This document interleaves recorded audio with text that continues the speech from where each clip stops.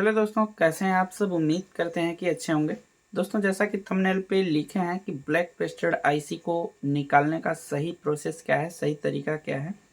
दोस्तों, आजकल मार्केट में बहुत ज़्यादा ब्लैक पेस्टेड आईसी के ऊपर बात चल रही है और आजकल के फील्ड की जो मार्केट का कंपटीशन है वो CPU eMMC पे ही जाके स्टॉक हो चुका है।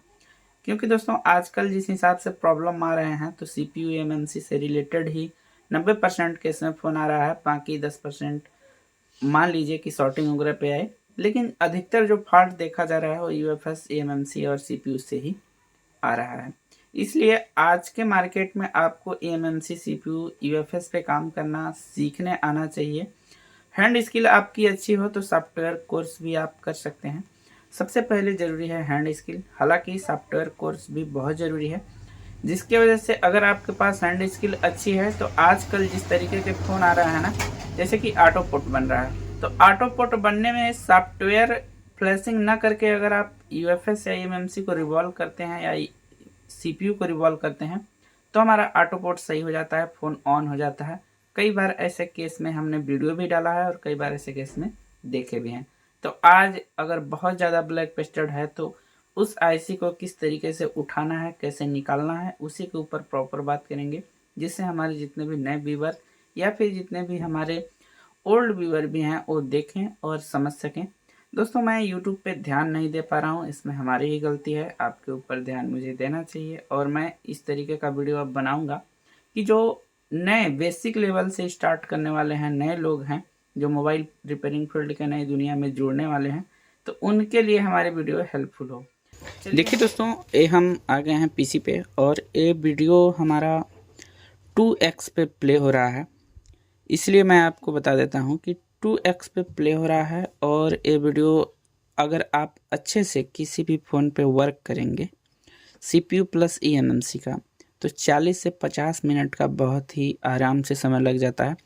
क्योंकि किसी भी फ़ोन को दोस्तों ख़राब नहीं करना है, उसे फ़ोन को हमें बनाना है और कस्टमर कभी भी बनाने के लिए फ़ोन देते हैं, ना कि ख़राब करने के लिए। दोस्तों, कई बार तो ऐसी प्रॉब्लम आती है कि शील्ड उखाड़ने में हमारा फ़ोन का सर्किट डैमेज हो जाता है। तो कभी भी आपके पास फ़ोन आए तो उसका आप शील्ड, अगर आपको CPU eMMC पे काम करना ही है तो उसे आप हीट मार के प्रॉपर अच्छे तरीके से निकालें, ताकि हमारा कोई भी PCB डैमेज ना हो, कोई भी हमारा ट्रैक ना उखड़े। इसमें दोस्तों जो मैं अभी मशीन यूज कर रहा हूँ वे मैं हमेशा से क्विक 857 DW प्लस यूज करता हूँ, क्योंकि ये मशीन काफ़ी अच्छी है।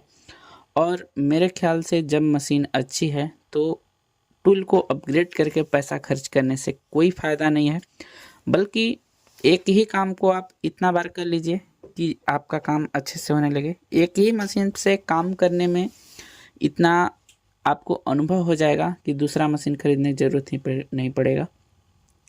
पीसीबी में हमारा शील्ड को रिमूव करने के लिए जो टेम्परेचर और हीट है वो आप 330 340 रख सकते हैं और जो हमारा एयर है वो 2.5 पे रख सकते हैं।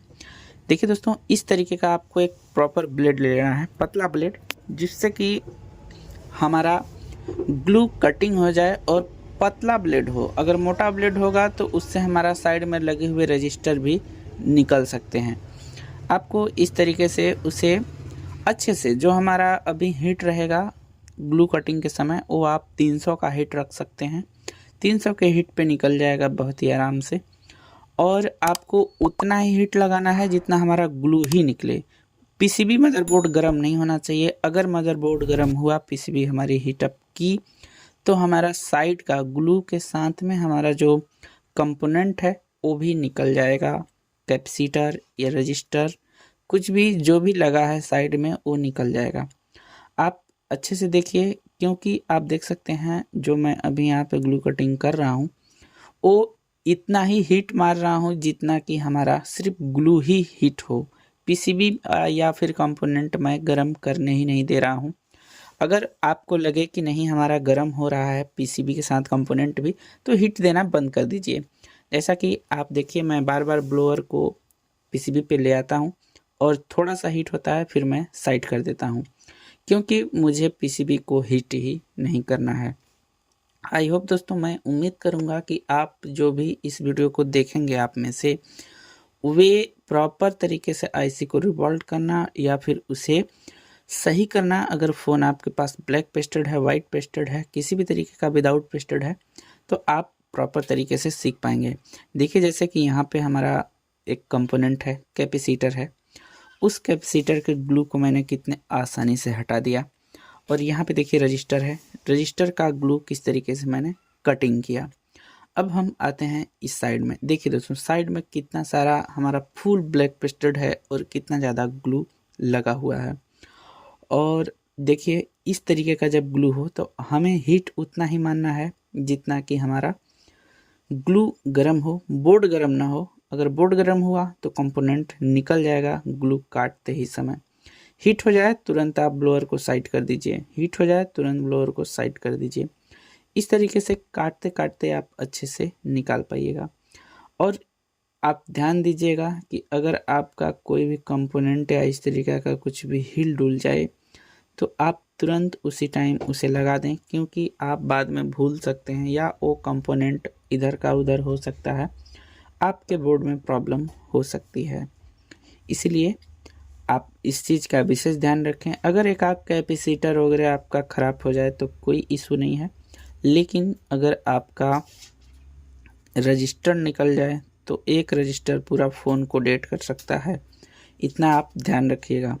या फिर अगर आपका फ़ोन लोगो पे अटक सकता है, रिस्टार्ट मार सकता है, तो इस चीज़ का आपको विशेष ध्यान रखना है और उसी से रिलेटेड काम करना है।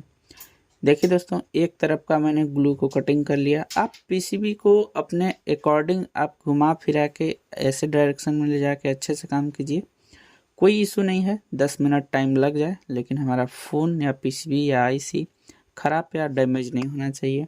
सबसे बड़ी बात होती है दोस्तों कि हिट करते समय हमारा सीपीयू एमएमसी पे काम करते वक्त हमारा पीसीबी फूल ना जाए। अगर पीसीबी फूल गया तो फिर आप उस पीसीबी फूले हुए पीसीबी को कभी भी बना नहीं पाइएगा। एक बार पीसीबी फूला तो आपको फिर स्वैप ही करना पड़ेगा, दूसरा पीसीबी ले आके ही उसमें डालना पड़ेगा। तो ग्लू कटिंग के समय अगर बहुत ज़्यादा ग्लू है तो थोड़ा सा समय लगता है, उसमें कोई दिक्कत नहीं है। लेकिन अगर आप इस वीडियो को देखेंगे तो आपको समझ में आएगा कि ग्लू को किस तरीके से काटना है। और आप देख सकते हैं कि कितना अच्छे तरीके से मैंने दोनों का सीपीयू, एमएमसी और कितने अच्छे तरीके से मैंने ग्लू को कटिंग किया है, एक भी बिना कंपोनेंट निकले हुए। आप देख सकते हैं कि हमारा कोई भी कंपोनेंट नहीं निकला है और इसको मैंने ग्लू को कटिंग कर दिया है। अब हम इसे निकालेंगे। जो निकालते समय हमारा टेम्परेचर है वो अभी है हमारा 340 का और टेम्परेचर है 2.80 का। और मैं जो यहाँ पे पेस्ट यूज कर रहा हूँ दोस्तों, आपको पेस्ट भी अच्छा वाला यूज करना है। अगर आप लोकल पेस्ट यूज करेंगे तो भी प्रॉब्लम आती है। लोकल पेस्ट से हमारा काम अच्छे से नहीं होता। जो मैं अभी यूज कर रहा हूँ UV 559 है, मैकेनिक का इंजेक्शन पेस्ट है। और हीट हमको मारना है घुमा घुमा के, प्रॉपर तरीके से। ब्लोअर एक जगह पे स्टेबल ना हो। अगर ब्लोअर एक जगह पे स्टेबल रहेगा तो हमारा बोर्ड फूलने का संभावना है, आईसी डैमेज हो सकती है। इसीलिए आप ध्यान दें कि ब्लोअर हमारा एक जगह पे स्टेबल ना हो। सीपीयू को हमने रिमूव कर दिया। अब हमने यहाँ पे यूएफएस को भी निकाल दिया। आप देख सकते हैं दोस्तों, हमारा बोर्ड काफ़ी अच्छे से निकला हुआ है, कोई भी हमारा डैमेज नहीं हुआ है। अगर आप हीटिंग मारने अच्छे तरीके से सीख जाएंगे तो हमारा कोई भी कंपोनेंट ना तो ट्रैक करेगा, ना तो एएमएमसी सीपीयू ही ख़राब होगी। जब हमारा बोर्ड गर्म हो तो उसी टाइम पे हमें थोड़ा सा पीपीडी पेस्ट ले लेना है और पीपीडी पेस्ट लगा के हमें प्रॉपर तरीके से लगा के और ग्लू को अच्छे से क्लीन कर लेना है। यहाँ पे आप देख सकते हैं कि मैंने कितना अच्छे तरीके से इसको क्लीन कर रखा है।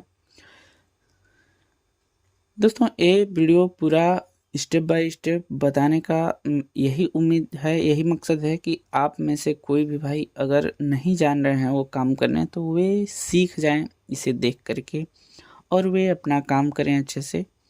और अगर ये वीडियो आपको पसंद आती है तो इस वीडियो को लाइक करें, चैनल को भी सब्सक्राइब कर लें, क्योंकि अब मैं ध्यान दूंगा आपके ऊपर और ऐसे ही अच्छे अच्छे वीडियो बनाता रहूँगा। दोस्तों, जब हमारा अच्छे तरीके से सारे के सारे हमारे ब्लैक पेस्टेड सीपीयू के पैड से निकल जाएं तो हमें डीसोल्डिंग वायर के माध्यम से इस तरीके से डीसोल्ड वायर पकड़ करके चलाना है। आप बहुत ज़्यादा बोर्ड को दबाइएगा मत, बोर्ड को दबाना नहीं है, बल्कि जो हमारा टेम्परेचर है थोड़ा सा आप टेम्परेचर बढ़ा लीजिएगा और बहुत ही हल्के हल्के हाथों से पीसीबी पे चलाना है। अगर आप बोर्ड को दबा के, डिसोल्डिंग वायर को दबा के आयरन चलाएंगे तो हमारे जो पीसीबी का पैड है वो सारे के सारे बॉल एक ही साथ में अटैच हो जाएंगे, और जब बोर्ड अटैच हो जाएंगे तो उस पर आप सीपीयू फिर बैठाते समय आपके बॉल शॉर्ट हो जाएंगे और फ़ोन आपका ऑन नहीं होगा। इसका आपको ध्यान रख लेना है। देखिए जैसे कि यहाँ पे हमारा ज़्यादा पेस्ट था ब्लैक पेस्टेड, तो हमने आयरन के साथ ब्लोअर भी यूज किया है। 300 के हीट पे रख के हमने आयरन के मदद से हीट होता जा रहा है और हम उसे निकालते जा रहे हैं। अगर कहीं पे ज़्यादा हीट अप हो रहा है तो हम ब्लोअर को साइड कर दिए। तो इस तरीके से आपको काम करना है अच्छे से, ताकि आपका काम भी हो और आपका नाम भी हो और आपका बोर्ड भी ख़राब न हो। इसीलिए दोस्तों आपको जब भी ऐसे बोर्ड पे काम करना है, ज़्यादा ग्लू है, तो आप आयरन के साथ में ब्लोअर दोनों का इस्तेमाल कर सकते हैं, जिससे कि हमारा ग्लू कट हो जाएगा और हमारा कोई भी पैड का जो भी ट्रैक है वो भी नहीं निकलेगा और नुकसान भी नहीं होगा।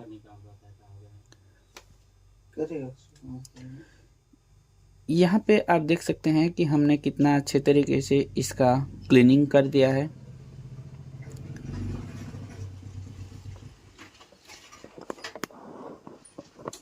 अब हमें सेम थोड़ा सा इस पे ले लेना है पीपीडी पेस्ट और साथ में हमको घुमा लेना है।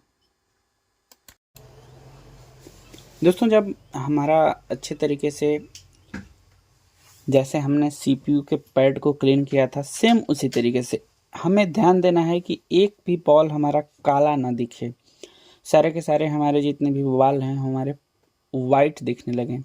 जब भी हम डिसोल्डिंग वायर को चलाते हैं तो हमारे सारे के सारे जितने भी हैं सेम साइज के होने चाहिए, छोटा और बड़ा कोई भी ना हो। किसी पे हमारा ब्लैक पेस्ट या फिर किसी पे भी हमारा डॉट वगैरह ना हो। आपको देख लेना है इस तरीके से क्लीन करके अच्छे से, और फिर हमें प्रॉपर तरीके से, जब तक हमारा साफ नहीं हो जाता है, सारे के सारे बॉल एकदम चमकने नहीं लगते हैं, तब तक हमें कुछ भी नहीं करना है। हमें बोर्ड पे ही ध्यान देना है, क्योंकि हमें थोड़ा सा भी मिस्टेक हमारे बोर्ड को फिर से हमारी मेहनत को डाउन कर सकते हैं।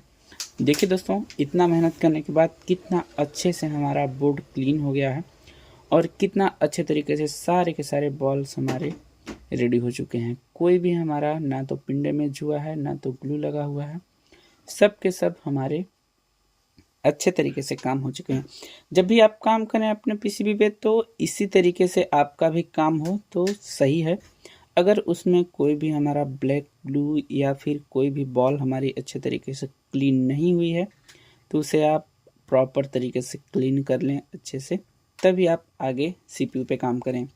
जैसा कि हमारा पैड क्लीन हो चुका है, अब हमारा सीपीयू है, तो सीपीयू को भी हम सेम उसी तरीके से काम करेंगे। थोड़ा सा पीपीडी पेस्ट लगाएंगे और थोड़ा सा हम इसमें फ्लक्स यूज करेंगे, और जो हमारा टेम्परेचर है आयरन का वो है हमारा अभी 380 पे, 380 से 410 या 420 पे। क्योंकि दोस्तों आपके यहाँ लाइट का क्या कंडीशन है उसके हिसाब से उस पर डिपेंड करता है।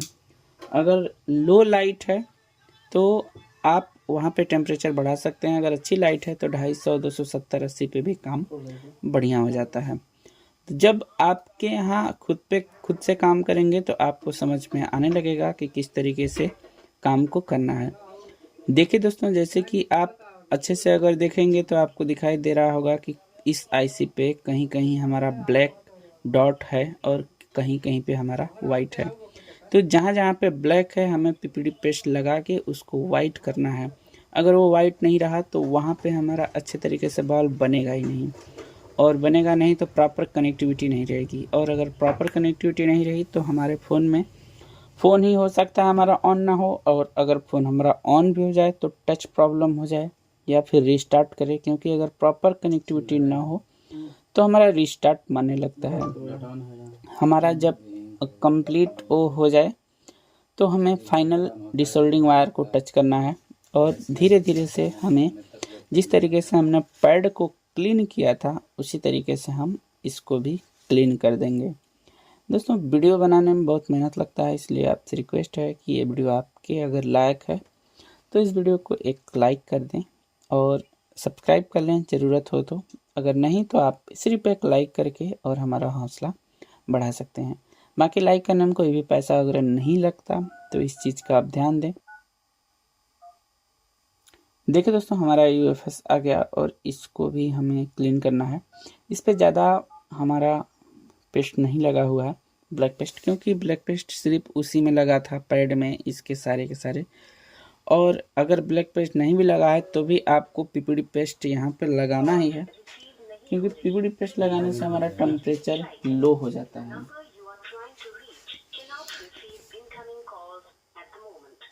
और जब हमारा क्लीन हो जाए तो हमें इस तरीके से फिर से थोड़ा सा डिसोल्डिंग वायर टच कराना है और डिसोल्डिंग वायर की मदद से सारे के सारे बॉल्स को वापस से क्लीन कर देना है। आप देखिए दोस्तों इसमें इसमें 4 स्क्वायर पे बॉल हैं और यहाँ पे थोड़ा सा हम क्लीन कर लेते हैं तो आपको अच्छे से दिखेगा।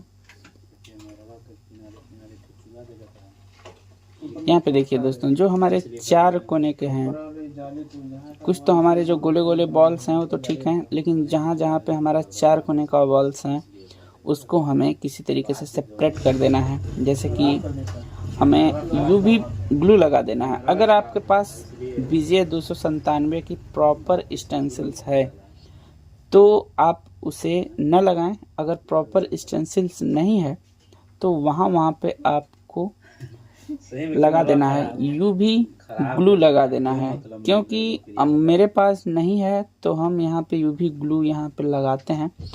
अगर हम ऐसा नहीं करते हैं तो जब भी हम आईसी को रिवॉल्व करेंगे तो रिवॉल्व करते टाइम ए बॉल भी रिवॉल्व हो जाएगी, और ए बॉल का हमारा ऑप्शन नहीं है पैड में। और जब ऑप्शन नहीं है ए बॉल रिवॉल्व रहेगी तो बाकी के बॉल को प्रॉपर तरीके से बैठने ही नहीं देगी, उठा देगी। और जब उठा देगी तो हमारा अच्छे से सीपीयू तो बैठ जाएगा, लेकिन हमारा यूएफएस अच्छे से नहीं बैठेगा। इसी वजह से दोस्तों इसे हमें ग्लू लगा के और वहाँ पे हमें यूवी लाइट के माध्यम से सुखा लेना है।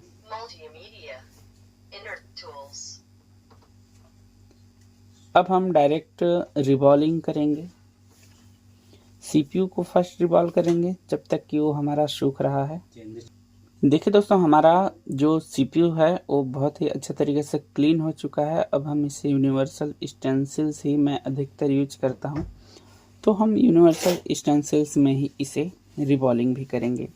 देखिए दोस्तों प्रॉपर तरीके से जब हमारा बैठ जाए तो हमें यहाँ पे पीपीडी पेस्ट लगाना है। जो मैं भी पीपीडी पेस्ट यूज करूँगा यहाँ पे वो कुकू कंपनी में है 183 डिग्री का। आपके पास अच्छा वाला मैकेनिक कुकू रिलाइफ जो भी पेस्ट है उसे आप अच्छे तरीके से यूज कर सकते हैं।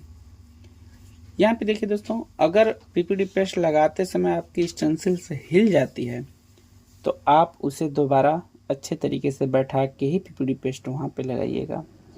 और देखिए यहाँ पे हमने एक बार रिवॉल्व किया लेकिन नहीं हो पाया, तो इसे हमने दोबारा पे रिवॉल्व किया था। फिर हमें ग्लू को काट लेना है। ऊपर से जितने भी हमारे पीपीडी पेस्ट ऊपर आ गए हैं उसे काट लेना है। और काटने के बाद हमें फिर से इस पे हीट लगा देना है, जिससे कि हमारा प्रॉपर तरीके से आईसी का शेप बन जाए। दोस्तों देखिए अभी जब हमारा प्रॉपर तरीके से शेप बन जाए तो हमें थोड़ा सा उस पर लिक्विड डाल के या पेट्रोल थिनर जो भी आप यूज करते हैं इसे अच्छे तरीके से कर लेना है। देखिए हमने यहाँ पे साफ किया इसको और हमारा कितना अच्छे से रिवॉल्विंग हुआ है। कोई भी बॉल छोटा और बड़ा नहीं होना चाहिए। अगर आपको ऐसा लगता है कि बॉल हमारी छोटी और बड़ी है तो आप उसे दोबारा उसी पे रिवॉल्व कीजिए। आईसी को साफ करने की ज़रूरत नहीं है, उसी पे आप दोबारा उसको रिवॉल्व कीजिए।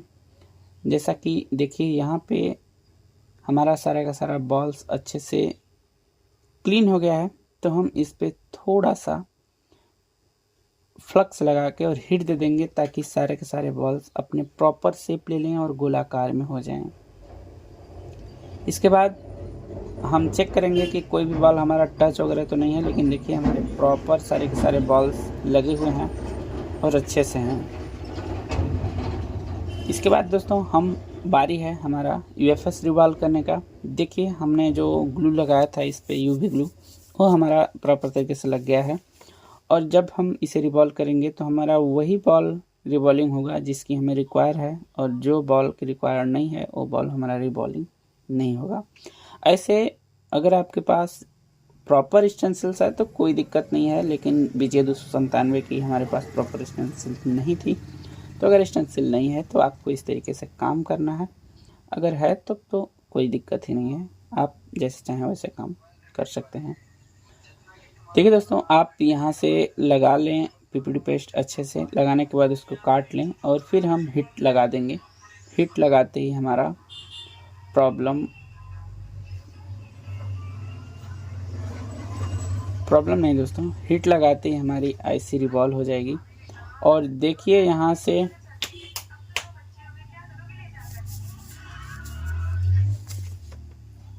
से हमारा जो 2 पॉइंट नहीं लगे हैं उस पर थोड़ा सा हमको फ्लक्स लगा के और हिट दे देना है।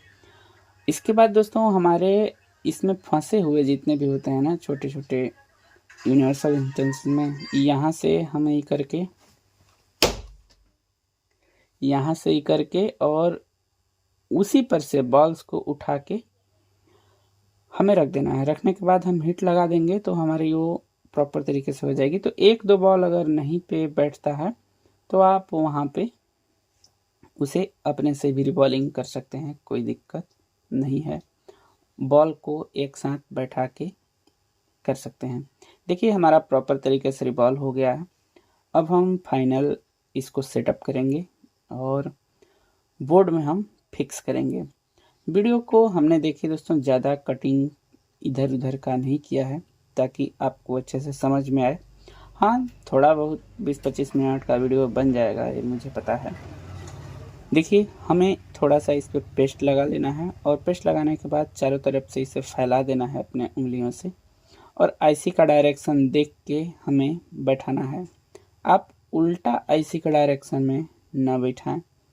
जो हमारा प्रॉपर स्क्वायर दिया हुआ है 4, जो हमारे मार्क दिए हुए हैं उसी के साइड में बैठाना है, और IC को आपने जैसे निकाला था उसी के साइड में रखना है। दूसरे तरफ IC ना हो, नहीं तो आपका फ़ोन ऑन नहीं होगा। देखिए दोस्तों, यहाँ पे IC बैठाते समय आपका हिट 340 का होना चाहिए। जितने हिट पे आप निकाले हैं हिट उतना ही हो, तभी आपका प्रॉपर अच्छी तरीके से काम होगा।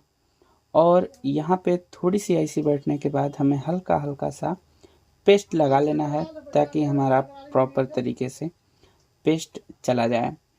जब हमारा पेस्ट बाहर निकलने लगे IC के तरफ से तो हमें हिला देना है थोड़ा। देखिए दोस्तों, जब हमारा फाइनल टच यहाँ पे हो जाए तो हमें थोड़ा सा IC को प्रॉपर तरीके से हिला देना है। देखिए ज़्यादा हिल गया था, लेकिन उतना आपका ना हिले। हमें पता है कि ये कोई दिक्कत नहीं है, ऑन हो जाएगा फ़ोन इतना पे भी, लेकिन आपका उतना न हिले, क्योंकि अगर आपके हाथ से उतना हिल जाएगा तो आपके बॉल प्रॉपर टच हो जाएंगे, एक दूसरे से मेल्ट हो जाएंगे। इसी वजह से आप इसका विशेष ध्यान रखें। हल्का सा ही हिले, लगभग हमारे हेयर इतना बराबर, हेयर का बाल जितना होता है उतना ही बराबर आपको हिलाना है, लगभग 1 mm मान लीजिए। और हम जिस तरीके से CPU को बैठाए थे उसी तरीके से UFS को भी यहाँ पे सेट करेंगे और UFS को भी हम बैठाएंगे। अच्छे तरीके से प्रॉपर हम हिट देते जाएंगे, और हिट देते देते जब हमारा लगे प्रॉपर थोड़ा थोड़ा हमारा जब पेस्ट निकलने लगे तो हम समझ जाएंगे कि हमारा बैठ चुका है। थोड़ा सा हम हिला देंगे। हिलाने के बाद हम थोड़ा वेट करेंगे। दोनों ICयों को देखिए हमने बैठा दिया है और वेट करेंगे दोस्तों। वेट करने के बाद जब हमारा बोर्ड ठंडा हो जाए तो उसे हम चेक करेंगे कि हमारा फ़ोन ऑन होता है कि नहीं होता है। तो देखिए मैं आपको लाइव ही चेक करा रहा हूँ, इसमें कोई वो नहीं है। और ऑन करके हम चेक करेंगे कि हमारी जो प्रॉब्लम थी वो सॉल्व आउट हुई कि नहीं। देखिए हमारा फ़ोन ऑन हो गया है। ये फ़ोन रेडमी का है, Note 9 Pro। तो आई होप दोस्तों वीडियो आपको पसंद आई होगी। वीडियो पसंद आई तो इस वीडियो को लाइक करें, चैनल को सब्सक्राइब करें। मिलते हैं नेक्स्ट वीडियो में, तब तक के लिए गुड बाय।